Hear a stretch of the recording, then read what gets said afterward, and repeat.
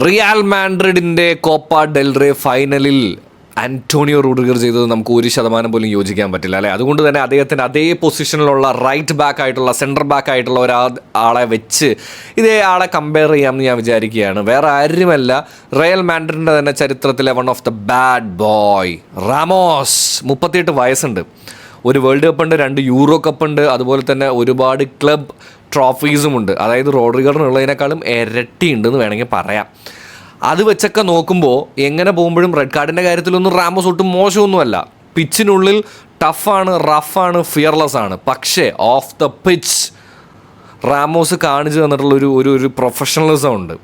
വാക്കുകൾ കൊണ്ട് പലപ്പോഴും റാമോസ് പലതും പറഞ്ഞിട്ടുണ്ട്, സംഭവങ്ങളൊക്കെ ഉണ്ടായിട്ടുണ്ടെങ്കിലും ഇതുപോലെയുള്ള ആക്ടിലേക്കൊന്നും റാമോസ് പോയിട്ടില്ല. കാരണം റാമോസ് വിശ്വസിച്ചിരുന്നൊരു കാര്യം എന്ന് പറയുന്നത് കളി പുറത്തല്ല കാണിക്കേണ്ടത്, നമ്മുടെ ടാലൻറ്റ് സംഭവങ്ങളും എല്ലാം അങ്ങ് അകത്ത് പിച്ചിലാണ് കാണിക്കേണ്ടത് എന്നുള്ളതാണ്. അതുകൊണ്ട് തന്നെ പുറത്തിറങ്ങി കഴിഞ്ഞ് കഴിഞ്ഞാൽ പിന്നെ വലിയ സീനുകൾക്കൊന്നും പോകാറില്ല. അതാണ് അവിടുത്തെ ഡിഫറൻസ്. ഇപ്പോൾ റയൽ മാഡ്രിഡ് ഏറ്റവും കൂടുതൽ ഫേസ് ചെയ്യുന്നത് അതൊന്നു തന്നെയാണ്. എന്താ നിങ്ങളുടെ അഭിപ്രായം? താഴെ കമൻറ്റ് ചെയ്യൂ.